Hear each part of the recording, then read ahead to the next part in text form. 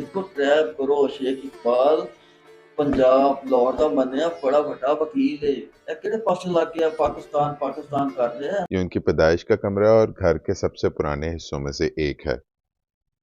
ये वो डिवाइस है जिसने सबसे ज़्यादा अल्लामा इकबाल की शायरी में सहूलत कारी की, अगर मैं ये कहूँ तो गलत नहीं होगा। सबसे बड़ा सीक्रेट आपके सामने अनलीश करने लगा हूँ। अल्लामा इकबाल की उर्दू और इंग्लिश में जेन्युइन राइटिंग, ओरिजिनल बिल्कुल। हाँ हाँ।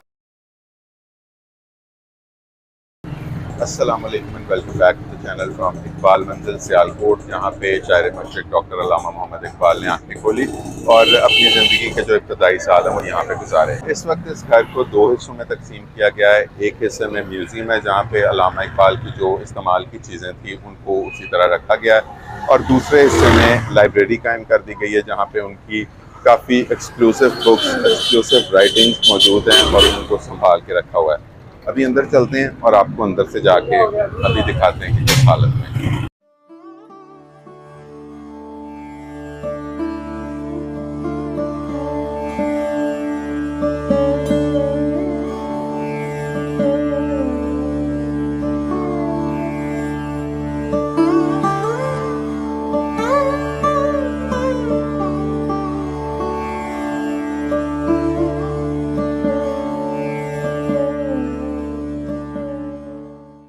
घर का ये वाला हिस्सा जहाँ पे अब लाइब्रेरी बना दी गई है, कभी यहाँ पे अल्लामा इकबाल के वालिद शेख नूर मोहम्मद की दुकान हुआ करती थी, जो कि 1895 में ख़रीद कर इकबाल मंजिल का हिस्सा बना दिया गया था, और घर का रास्ता सामने की तरफ से निकाल लिया गया, यानी सड़क की तरफ से।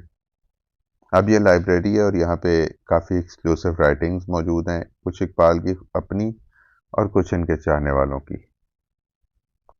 यहाँ पर घर की एक पुरानी तस्वीर जो कि 1912 में ली गई थी, डिस्प्ले पे है। ये एक सजदा जिसे तू गरां समझता है, हजार सजदे से देता है आदमी को निजात।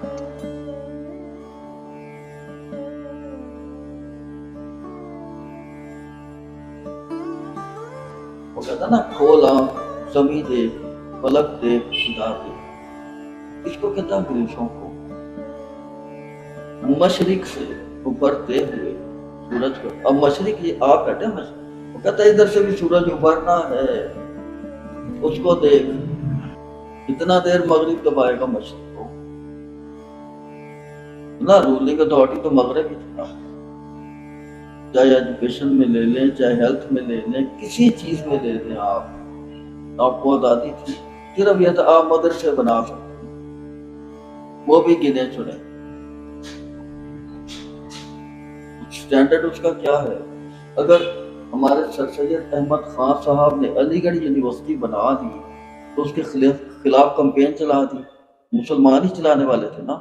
यहाँ पर साइड्स पे एक रैंप सा बना दिया गया है ताकि विजिटर्स को घूमने फिरने में मुश्किल ना हो, और दीवार पे जितनी भी तस्वीर लगाई गई हैं उनके साथ डिस्क्रिप्शन मौजूद है ताकि समझने में आसानी हो।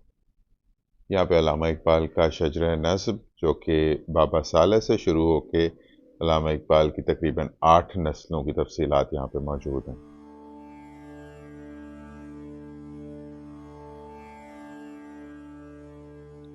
ये यहाँ पे इस कमरे में एक चूल्हा पड़ा हुआ है जो कि बचपन में अल्लामा इकबाल के ज़ेरे इस्तेमाल रहा,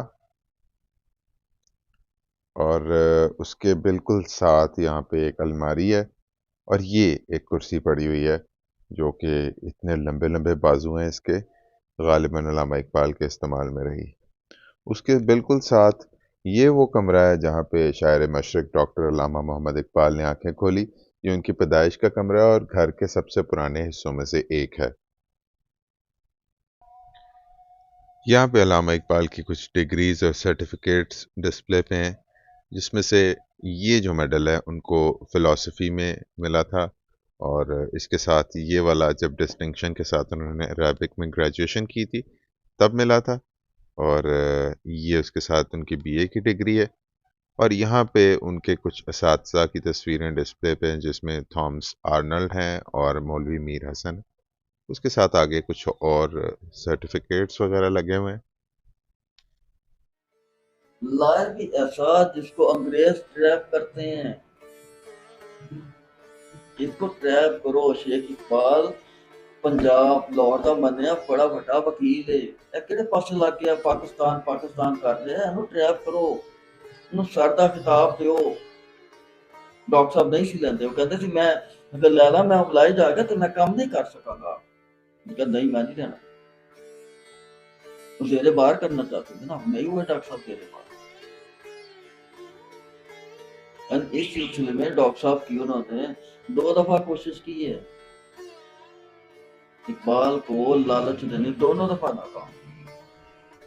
फिर आखिरी जाके कोशिश जब वाइस साहब को भेजा उन्होंने किसको गवर्नर आपका बुलाओ और ऑफर करवाओ कि हम आपको chief justice Lahore high court बना देते हैं तो आप ये काम छोड़े जो कर रहे हैं।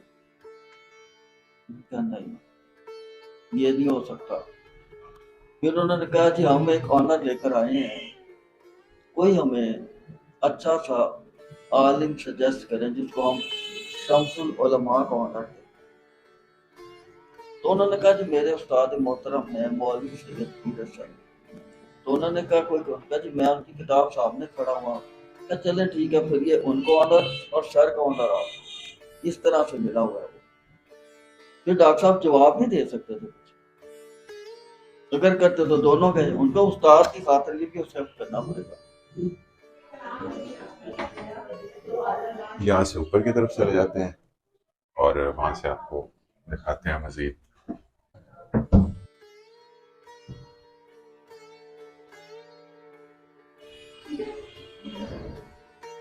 डॉक्टर साहब ने अपने मालिक से शिकवा किया कि अल्लाह मियाँ हमारे लिए तो इतने मसाइल और उनके लिए इनके लिए अंग्रेजों को फर्मियों आप इतनी सहूलतें दे रहे हैं और हमें किस चक्कर में डाला हुआ है, हूरों के चक्कर में, जन्नत के चक्कर में डाल दिया, हमारा क्या कसूर है। तो लोगों ने जनाब शोर करना शुरू कर दिया कि इकबाल जो है ये काफिर हो गया है, ये गलत तरफ चला गया है, इसको ऐसा नहीं करना चाहिए था। हत्ता के मस्जिद वजीर खान में जो उलमा थे उन्होंने जनाब बाकायदा जुम्मे को खुतबे दिए इकबाल के खिलाफ।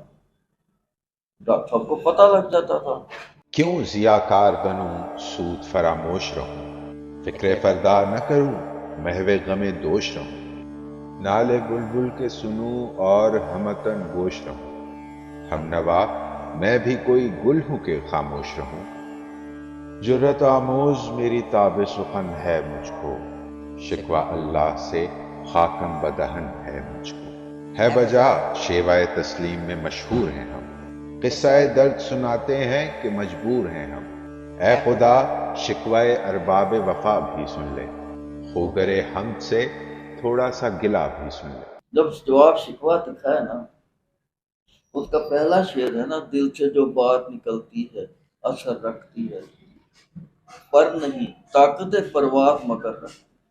उसका ये आखिरी शेर है ना कि मोहम्मद से वफा तूने तो हम तेरे हैं, ये जहाँ चीज है क्या लौह कलम तेरे, किसी में जुर्रत थी बात में कहने की बात हुई, कोई मौलवी नहीं बोला, ठंडे हो गए सारे।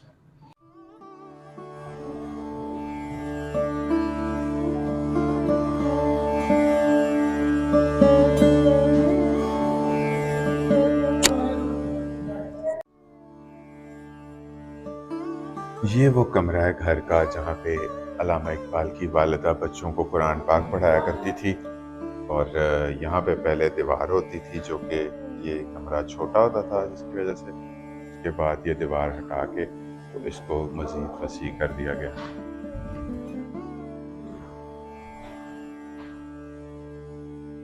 यहाँ पे डाइनिंग रूम है जहाँ पे ख़ानदान बैठकर खाना खाया करता था। इसके साथ ऊपर एक छोटा सा स्टोर बना हुआ है। नहीं है चीज़ निकम्मी कोई ज़माने में, कोई बुरा नहीं कुदरत के कारखाने में।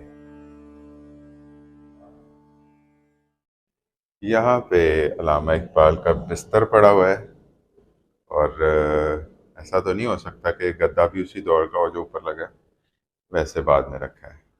और ये कुछ बर्तन है क्योंकि बड़े, एक ये चीज़ बड़ी इंटरेस्टिंग है, ये खाना गर्म रखने वाली प्लेट। ये कुछ इस तरह से होता था कि ये जो नीचे वाला हिस्सा है इसके अंदर पानी गर्म रखते थे और उसके ऊपर ये प्लेट रख देते थे ताकि वो गर्म रहे। साइंस तो थी उस वक्त भी। ये पेन होल्डर है लगा हुआ। ये वो डिवाइस है जिसने सबसे ज़्यादा अल्लामा इकबाल की शायरी में सहूलतकारी की, अगर मैं ये कहूँ तो गलत नहीं होगा। ये हुक्का,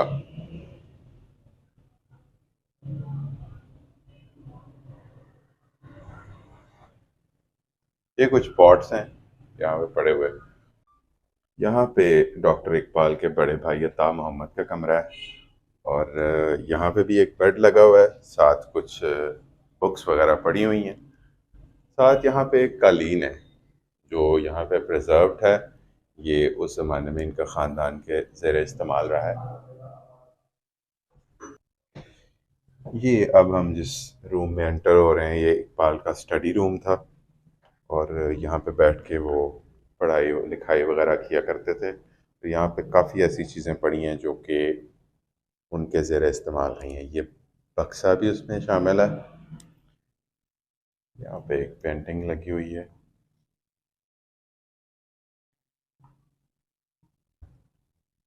मोहतरमा फ़ातिमा जिन्ना जब यहाँ पे आई तो वो इस कमरे में एक रात उन्होंने स्टे किया था। ये उनकी तस्वीर भी है इसी कमरे में खड़े हुए।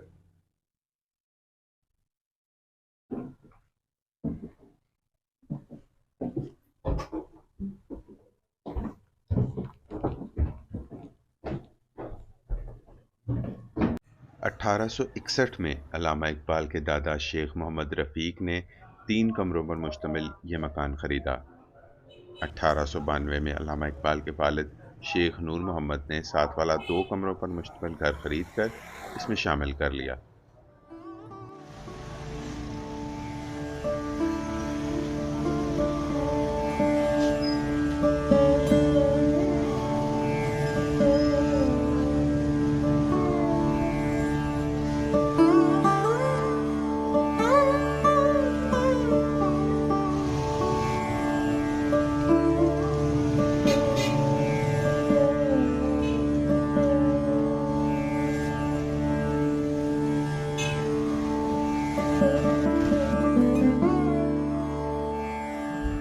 पेरिस रोड सियालकोट पे ये लाइब्रेरी है जिसका नाम अल्लामा इकबाल लाइब्रेरी के नाम से रखा गया है।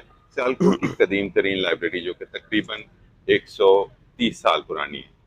इसमें काफ़ी ऐसी चीज़ें पड़ी हैं, मैंने सुना है कि जो कि नायाब हो चुकी हैं काफ़ी किताबें।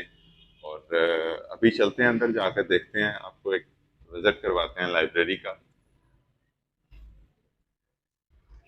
अल्लामा इकबाल की सारी बुक्स यहाँ पे ओरिजिनल फॉर्म में हमारे पास प्रिजर्व्ड है, अपनी हैंड राइटिंग उर्दू में भी और इंग्लिश में भी। और इसके साथ जो अल्लामा इकबाल और कायद आज़म की आपस में क्रॉसपॉन्डेंस होती थी वो भी हम आपको देंगे, आप उसको स्कैन करके अपने व्यूवर्स के साथ शेयर। लाइब्रेरी का इकबालियत सेक्शन है 1, 2 एंड 3। इनमें या तो अल्लामा इकबाल की बुक्स हैं, उनकी फैमिली की, या पूरी दुनिया में जिन लोगों ने इकबालियत के ऊपर काम किया हुआ है उनकी बुक्स हैं। और इसके अलावा कोई रेलेवेंट बुक इस सेक्शन में नहीं है, और ये नामिल लाख में होते हैं, आम पब्लिक तक इनकी एहसास नहीं होती। ये बुक्स अभी रिसेंटली हमारे पास आई हैं, ये अल्लामा इकबाल की फैमिली में से लिखी गई हैं अभी ना, दनाए राज, ये जिन्होंने लिखी हैं ये उनकी है, आज़ाद इकबाल। लाइब्रेरी का सबसे बड़ा सीक्रेट आपके सामने अनलीश करने लगा हूँ, अल्लामा इकबाल की उर्दू और इंग्लिश में जेन्युइन राइटिंग, ओरिजिनल बिल्कुल। हाँ, ये देखिए, ये अल्लामा इकबाल रहमतुल्लाह अलैह की करस्पॉन्डेंस है जो वो कायद आज़म रहमतुल्लाह अलैह के साथ करते थे और अपने दूसरे दोस्तों के साथ करते थे।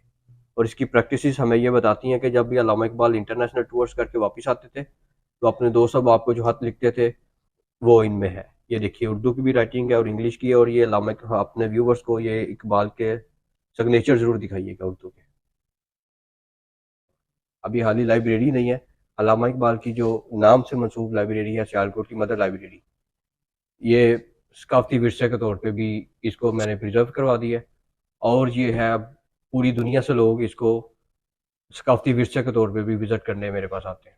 लाइब्रेरी में आने वाले बहुत सारे स्टूडेंट्स जो हैं वो CSS के स्टूडेंट्स होते हैं, PMS के होते हैं, तो उनकी स्पेशल रिक्वेस्ट के ऊपर जो है वो मैंने ये सेक्शन डिज़ाइन किया हुआ है कि इससे एक सेक्शन के अंदर ही उनके सारे कॉम्बिनेशन सब्जेक्ट से क्लियर हो। पश्तो की बुक्स हैं, या ऑल ओवर द वर्ल्ड बड़ी नायाब क्लासिक बुक्स पश्तो के ऊपर, वो हमने इसको यहाँ पे प्रिजर्व किया हुआ है। ये मैं क्लेम कर सकता हूँ, इस लाइब्रेरी की जो सबसे बेस्ट क्वालिटी है और वो पाकिस्तान की बल्कि दुनिया की किसी भी और लाइब्रेरी में आपको अवेलेबल नहीं है। ये एजाज सियालकोट का है और सियालकोट में इकबाल लाइब्रेरी पेरिस रोड का है कि यहाँ पे हम इकबाल का जो फलसफा खुदी है कि जितने भी लोग, अब इकबाल को किस चीज ने इकबाल बनाया? एक वक्त था जब इकबाल आम लोगों की तरह थे, लेकिन इकबाल को अपनी शनासाई हुई, इकबाल ने उससे आगाही हासिल की, सेल्फ एक्चुअलाइजेशन जिसको हम कहते हैं इंग्लिश में। ये लाइब्रेरी को एजाज हासिल है कि सेल्फ एक्चुअलाइजेशन, अपनी शनाख्त कैसे करनी है, सितारों से आगे जहां और भी है उन जहानों तक कैसे पहुंचना है, उसके बारे में हम लोगों को प्रैक्टिकल अवेयरनेस देते हैं यहाँ पे। ये हमारा क्रेडिट है जो ऑल ओवर द वर्ल्ड पूरी और किसी लाइब्रेरी के पास नहीं है। 1935 में ईद के रोज़ सवैयाँ खाने के बाद इकबाल के गले में कुछ खराश सी पैदा हो गई, जिसके बाद डॉक्टर्स ने उन्हें बताया कि उनके गले में एक रसोली हो गई है, जिसका इनिशियली इलाज करते रहे लेकिन कुछ फाका नहीं हो सका और अल्टीमेटली अल्लामा इकबाल की आवाज़ जो है वो बंद हो गई, जिसकी वजह से उनके जो वकालत के शोबे को काफ़ी नुकसान पहुंचा और वो तकरीबन बंद हो गया। रियासत भोपाल ने उनका 500 रुपया वजीफ़ा मुकर्रर किया, जो कि काफ़ी ज़्यादा देर तक नहीं चल सका। 1935 काफ़ी भारी साल रहा इकबाल की ज़िंदगी में। उनकी दूसरी बीवी इंतकाल कर गई और पीछे 2 कमसिन बच्चों को छोड़ गई।